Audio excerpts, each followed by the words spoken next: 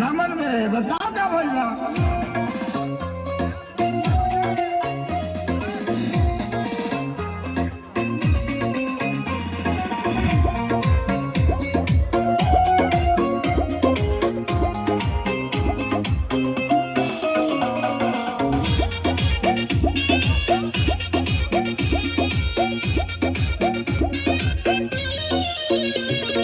पायल भुलाइल बाकी झुमकाए रानी बोलत ना बाहरू का बा परेशानी।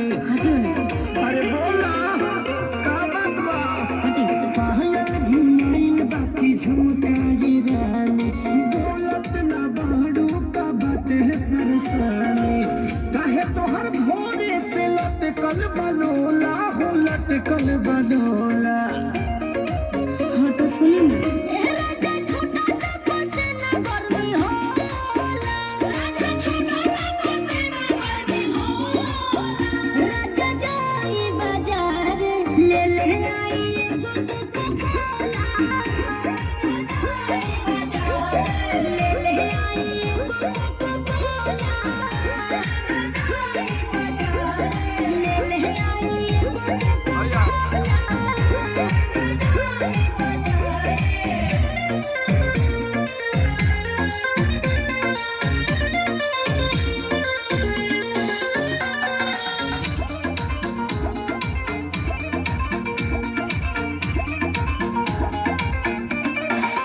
जवन जवन कह बुलइबो सजनिया लहई पीला ग्लूकोज वाला पानी।